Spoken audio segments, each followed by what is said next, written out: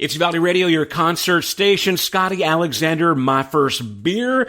And you can have as many beers as you want and see Scotty Alexander live this Saturday, 7 p.m. at the Graff 7A Ranch in beautiful Hondo, Texas.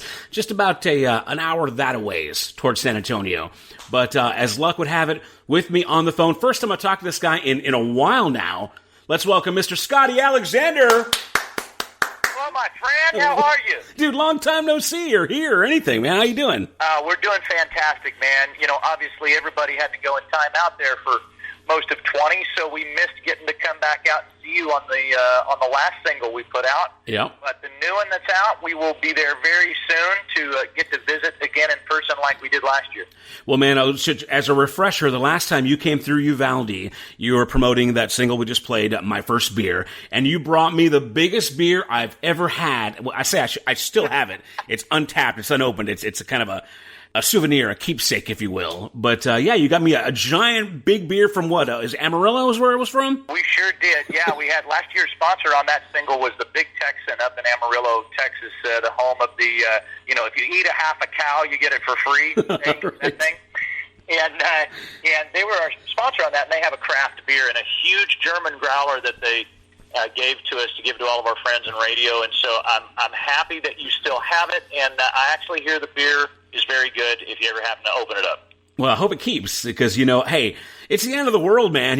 I might be living on Spam and, souvenir beer here pretty soon. Absolutely, my friend. We're sure excited to come back over this weekend, too, near you guys for sure. And we're also, that show's going to be with our good friend Rico from Kinfo. The Kinfo band is going to be there playing. I think they go on at 7 to 8, and then we're taking it home. And then, of course, there's even the rumor that all of us friends are going to get on stage to play them twin fiddles together on the way out. I'm so glad you brought that up, because I was going to ask you that. I was going to say, look, if this is not already in the works, it needs to be, because you guys are both world-class fiddlers, man. It's going to be awesome. It's going to be a great time. So, again, that's Scotty Alexander headlining, Kinfo opening up this Saturday at Graff 7A Ranch in Hondo. Now, I got to say this because I'm not sure where you're checking in from now, but I know that you spent a lot of time in Vegas, but you kind of do a Texas country kind of thing. So where are you right now, sir? Well, that's the other latest update. Since in the middle of all this, we've relocated. We're over. I'm in Wimberley right now. Okay, cool. And happen to love it over here on the river, and we still go back. And we still play one weekend a month in Vegas at Gilley's out there at Treasure Island on the Strip. That's kind of our final country holdout in the nice city of Vegas. But, yeah, we spend all of our time here. In fact, our new agent and our new management company are both out of Houston, so we're all on this side now. So, yeah, you're legit Texan. That's awesome, man. Very cool. Hey, I got to ask you this, because I've talked to many artists over the last several months about COVID and its effect on our industry, primarily in Texas country. But you've got a unique perspective in that you gig a lot, with that whole big Vegas scene. How is that differed from the way it's I guess, COVID's affected kind of our local regional Texas country scene, as opposed to like Vegas and the big shows and the productions and the tribute acts and all that stuff? Well, from the West Coast perspective, country music, at least in those areas I'm familiar with, completely stopped, vanished, ceased, halted, went away. Wow. And we were just so thankful that, a year and a half before that, we had started making all of our inroads and playing our venues and working with folks here in the great state of Texas. And the second the end of May came, by June 1, my new agent, Holly Grant out of Houston, she had me on every single soapbox that was serving a beer and a burger from South Padre Island to Lufkin. I mean, we were, and we still continue to be 3-4 shows a week. And granted, these are small because the capacities are small. But thank God for this scene, because on a very small level, for a little guy like us, it was thriving. Now, my buddies, that are larger touring acts, John Bauman and Casey Donahue, and those type of fellas, they of course took it a little harder on the chin, because they've got to sell a certain amount of tickets to make that bus roll, and they're it costs them a little bit more than it does me to throw a guitar in the truck and show up somewhere.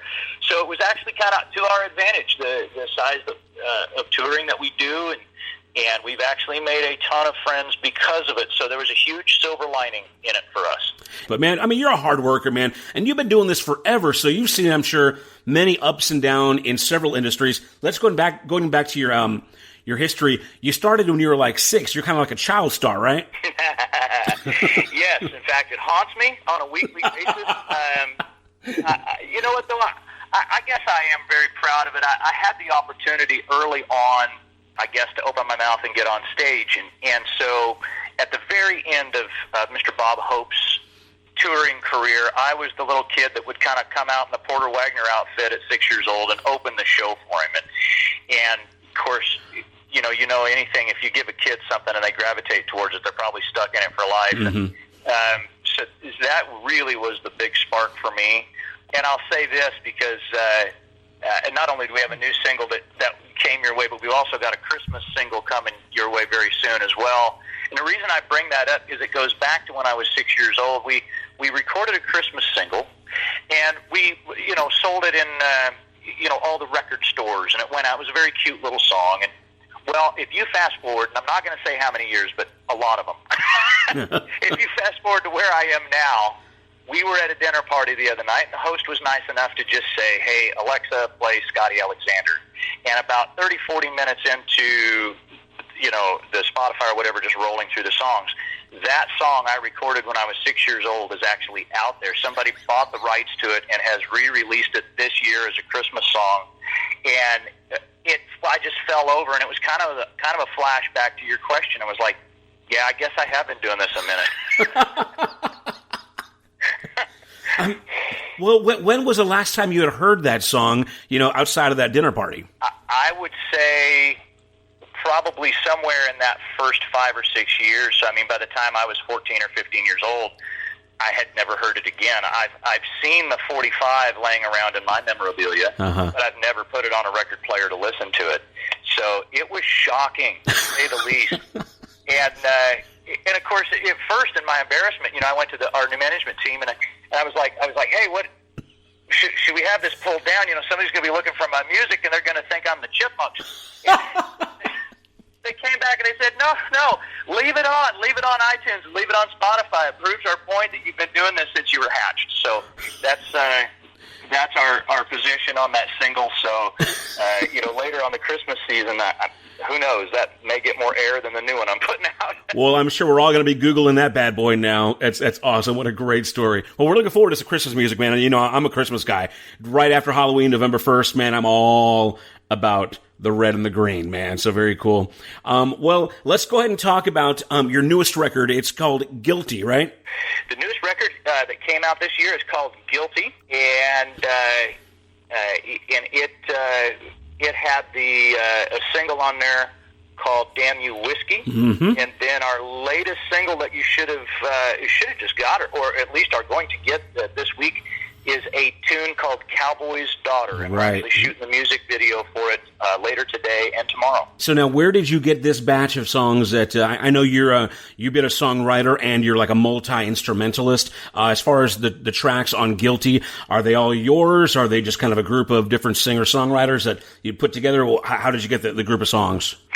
You know what? Everything from Guilty through the new EP that's coming out in about a month, I actually wrote everything. Wow, good. I played everything but drums and steel guitar on it, so bass, acoustic, electrics, mandolins, fiddles, that's my wheelhouse, anything with strings. And so the isolation of COVID, again, finding that silver lining, that was such a blessing, man, that I had that time, and I just wrote and recorded and wrote and recorded, and so it's been good. In fact, a lot of Guilty and even the new singles, they were recorded right here in Wimberley or somewhere on my portable rig while I was on the road here in Texas. So it's been great. Wow, very cool, man. So, man, well, tell me this. There's always the dark side of COVID. How is it? Did it affect you? Anybody close, your family? Was there anything that you learned out of the whole? I mean, we're still in it, I guess, but I think that the darkest days are behind us. How about, I feel like it affects a lot of our our psyche, just our existence. How are you holding up in that kind of social aspect? From a social aspect of it, it's been a big lesson in patience for me personally.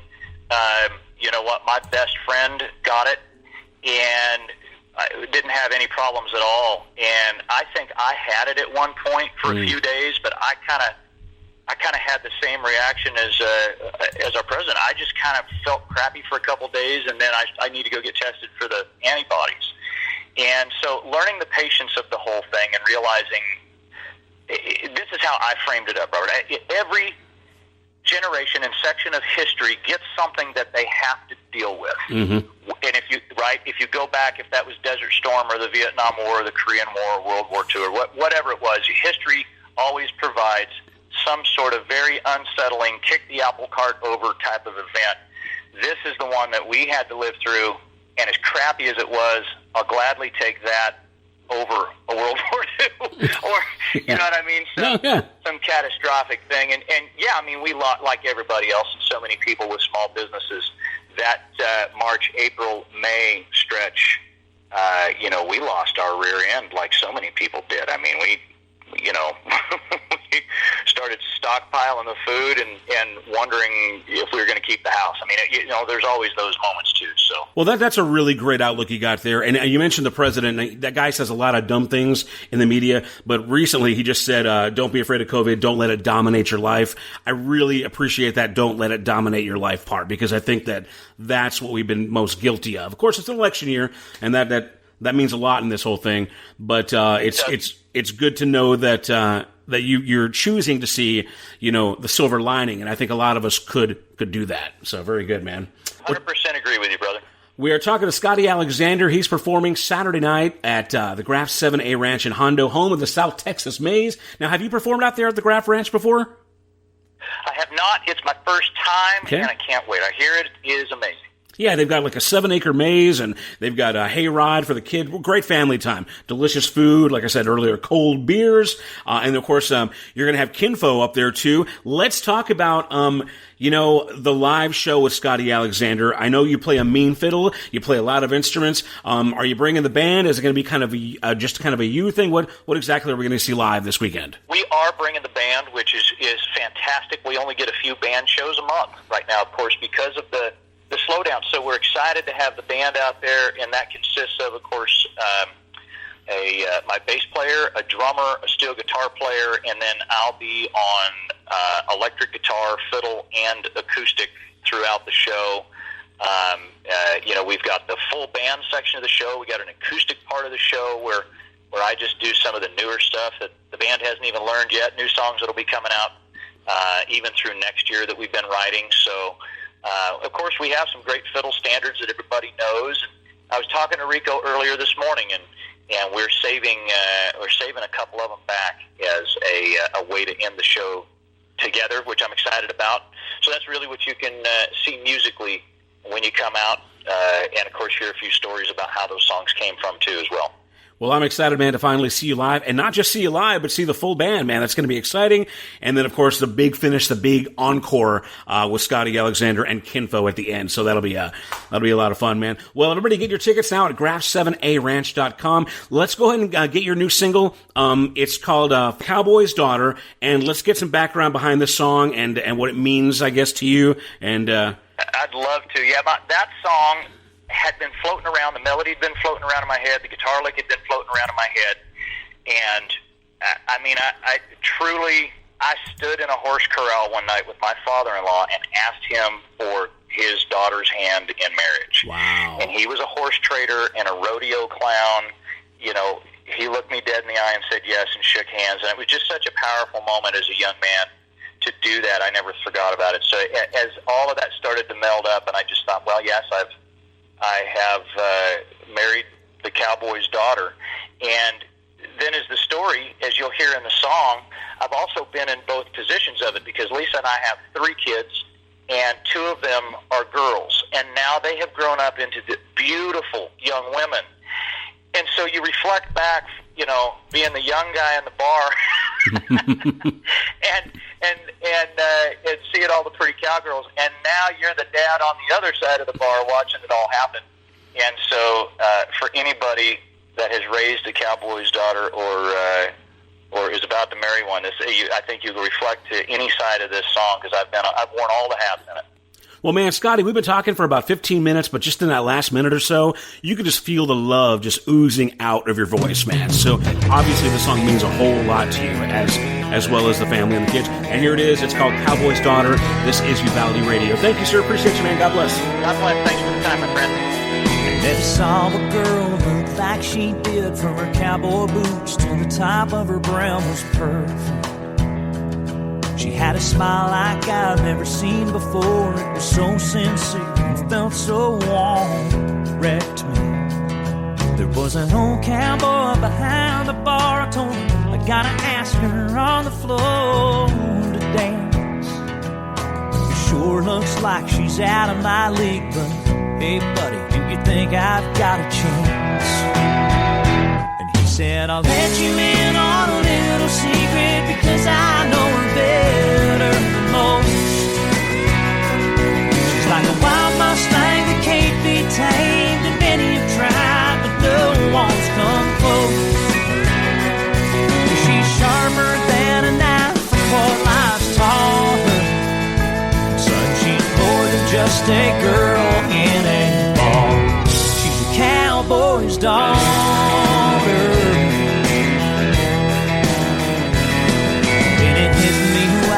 Talking to, and in my embarrassment, all I could do was blush. I said, I'm sorry, sir, and no disrespect. Never had a girl take my breath like she does.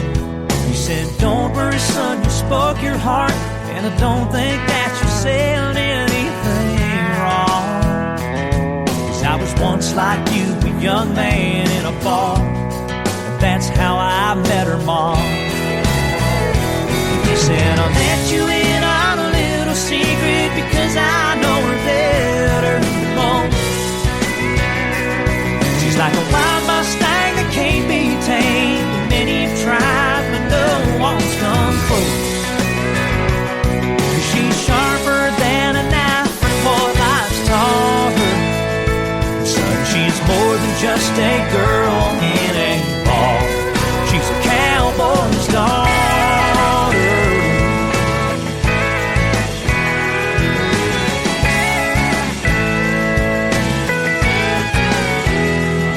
Said, I'll let you in on a little secret, because I know her better than most. She's like a wild Mustang that can't be tamed, and many have tried, but no one's come close. She's sharper than a knife from what life's taught her. Son, she's more than just a girl in a bar. She's a cowboy's daughter.